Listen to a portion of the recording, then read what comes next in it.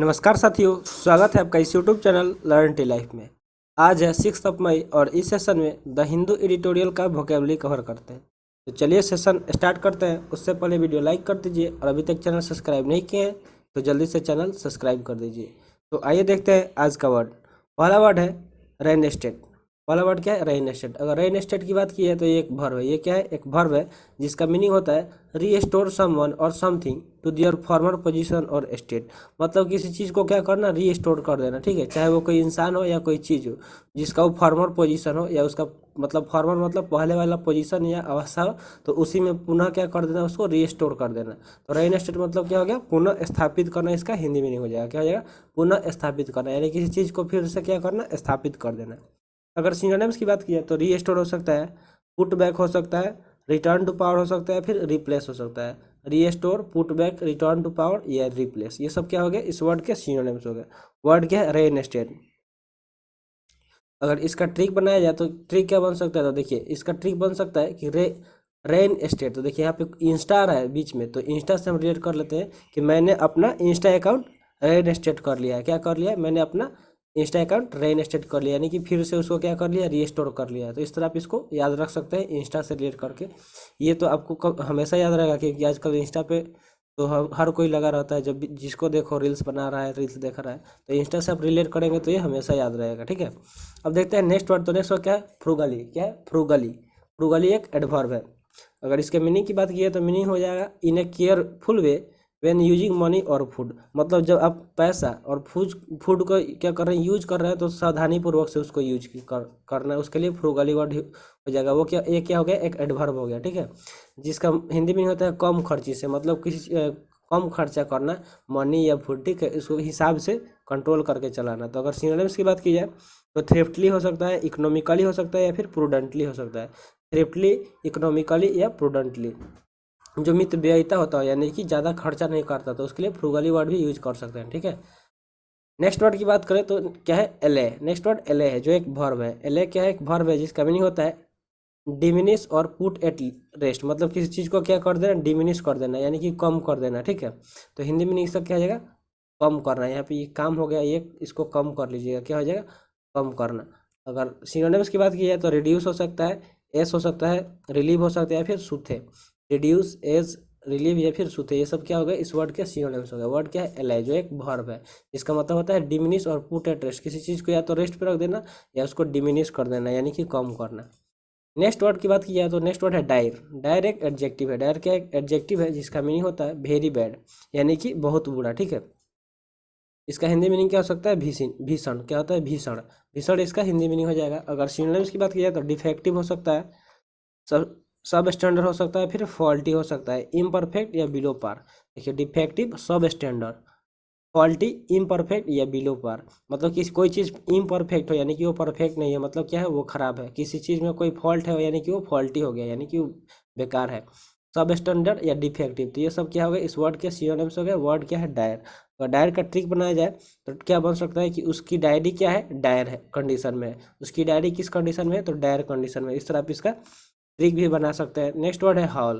क्या है? Hall. Hall एक वर्ब है। हॉल क्या एक वर्ब है जिसका मीनिंग होता है ऑफ ए पर्सन पुल और ड्रैग विथ एफर्ट और फोर्स। मतलब कोई पर्सन क्या कर रहा है? किसी चीज़ को पुल कर रहा है, ठीक है, या फिर ड्रैग कर रहा है विथ इफर्ट और फोर्स, यानी कि पूरे अपने ताकत से क्या कर रहा है? किसी चीज़ को खींच रहा है। तो हिंदी में नहीं क्या हो जाएगा? बलपूर्वक खींचना। क्या करना? बलपूर्वक खींचना। ठीक है, हॉल मतलब जैसे आप ठेला वगैरह देखे होंगे, जो ठेला गाड़ी होता है उसको क्या करता है? कोई पर्सन पूरे दम से उसको खींचता है। ठीक है, तो सिनोनिम्स इसका क्या हो सकता है? ड्रैग हो सकता है, पुल हो सकता है, ड्रॉ, टग या रेल।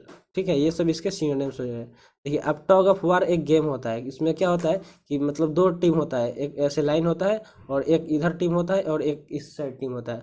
मतलब एक लेफ्ट साइड मान लीजिए, एक राइट साइड, तो दो टीम क्या होता है? एक दूसरे को खींचता है रस्सी, और जो टीम मतलब उस उधर अपने अपोजिट वाले को खींच लेता है अपने तरफ, वो क्या हो जाता है? विनर हो जाता है। तो टग ऑफ वार उसको बोलते हैं। तो टग मतलब क्या होता है? बलपूर्वक खींचना। नेक्स्ट वर्ड की बात की जाए तो नेक्स्ट वर्ड क्या है? कार्टेल। क्या है? कार्टेल। कार्टेल एक नाउन है। कार्टेल क्या है? एक नाउन है जिसका मीनिंग होता है एन एसोसिएशन ऑफ मैन्युफैक्चरर्स और supplier with the purpose of maintaining prices at high level and restricting competition.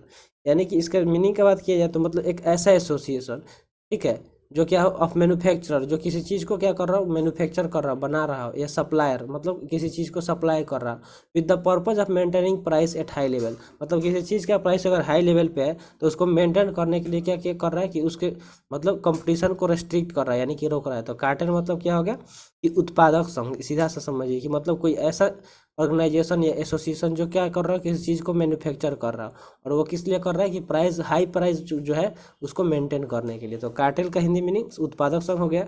Synonyms gang हो सकता है, सिंडिकेट हो सकता है, या फिर क्रू हो सकता है। गैंग तो आप जानते ही होंगे, गैंग, सिंडिकेट या क्रू, ये सब क्या हो गया, इसके सिनोनिम्स हो गया। वर्ड क्या है, कार्टेल। अगर कार्टेल का ट्रिक बनाया जाए तो ट्रिक क्या बन सकता है कि कार सप्लाई करने वाला कार्टेल है यहाँ पे। क्या है, मतलब एक ऐसा कार्टेल है जो क्या करता है, कार सप्लाई करता है। ठीक है, तो कार्टेल को कार से याद रख सकते हैं।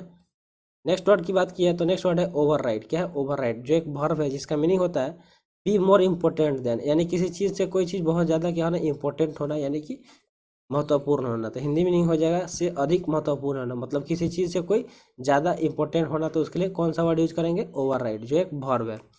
सिनोनिम्स की बात किया जाए तो आउटवे हो सकता है, सुपरसीड हो सकता है, टेक प्रेसिडेंस ओवर हो सकता है, टेक प्रायोरिटी ओवर हो सकता है। Outweigh, supersede, take precedence over, take priority over, ये सब क्या हो गए, इस वर्ड के सिनोनिम्स हो गए। ये सब क्या है, सिनोनिम्स। वर्ड क्या है, ओवरराइड। तो ओवरराइड के लिए ट्रिक क्या बन सकता है कि बाइक राइड करना ओवरराइड है आज के टाइम में। आज के टाइम में जो मतलब क्या है, बाइक राइड करना ओवरराइड है, मतलब जरूरी है। अगर बाइक राइड नहीं करेंगे तो आपको बहुत सारे मतलब दिक्कत हो सकता है, कहीं मान लीजिए आना जाना होगा तो आपको क्या होगा, किसी और पे डिपेंड होना पड़ेगा। तो बाइक राइड करना इंपॉर्टेंट है, इसलिए जल्दी से जिसको बाइक नहीं आता है चलाने वो सीख लीजिए। ठीक है, नेक्स्ट वर्ड की बात की है तो नेक्स्ट वर्ड क्या है, डिवाइस। डिवाइस एक वर्ब है। डिवाइस क्या है, एक वर्ब है जिसका मीनिंग होता है टू इन्वेंट समथिंग न्यू और a new way of doing something, मतलब किसी नए चीज़ का क्या करना, इन्वेंशन करना। ठीक है, या किसी काम करने का नया तरीका खोजना। ठीक है, डिवाइस मतलब, डिवाइस मतलब आप ऐसे अपने लैंग्वेज में बोले तो क्या हो सकता है, जुगाड़ लगाना, कोई काम का मतलब जुगाड़ लगाना। ठीक है, ऐसे बोल सकते हैं। तो इसका हिंदी मीनिंग क्या हो सकता है, ढूंढ निकालना, मतलब कोई तरीका ढूंढ निकालना किसी काम को करने का, या कोई नया चीज़ को ढूंढ निकालना। तो डिवाइस मतलब समझिए क्या होगा, ढूंढ निकालना।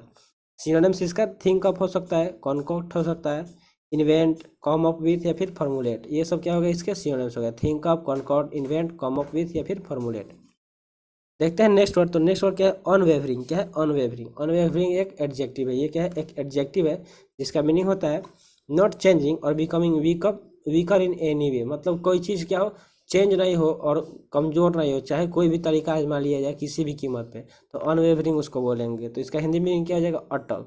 अटल किसको बोलते हैं, जो मतलब क्या हो, अपने जिद पे अड़ा रहे, जिसको आप कुछ भी कर लीजिए वो अपना विचार नहीं बदल रहा है, वो अपना थॉट नहीं बदल रहा है, अपना डिसीजन नहीं बदल रहा है, वो अपने क्या है, मतलब जो भी चीज़ वो डिटरमाइन कर लिया कि हमको ये करना है तो वो करेगा ही करेगा। तो उसके लिए अनवेवरिंग वर्ड यूज कर सकते हैं। ठीक है, अगर सिनोनिम्स की बात किया जाए तो सिनोनिम्स क्या हो सकता है, अनफाल्टरिंग हो सकता है, स्टडी हो सकता है, रिजोल्यूट हो सकता है, फिर अनस्वेरिंग हो सकता है। ठीक है, ये सब इसके सिनोनिम्स है, अनफाल्टरिंग, स्टडी, रिजोल्यूट, या फिर अनस्वेरिंग, जिसका मतलब क्या होता है, अटल। जो मतलब एक बार कोई चीज़ डिसाइड कर लिया कि लाइफ में हमें ये करना है, तो क्या होगा, वो किसी भी कीमत पे वो चेंज नहीं करेगा, अपना डिसीजन उस पर बना रहेगा। ठीक है, नेक्स्ट वर्ड की बात की है तो नेक्स्ट वर्ड क्या है, इनवाइटेबल। क्या है, इनइवाइटेबल।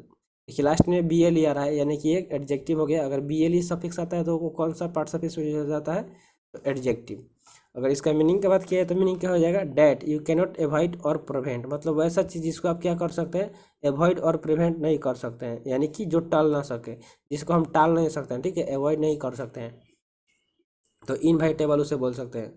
जिसका सिनोनिम्स क्या होता है कि अनएवॉइडेबल हो सकता है, सर्टेन हो सकता है, sure, unpreventable, bound to happen. ये सब क्या हो गए, इसके सिनोनिम्स हो गए।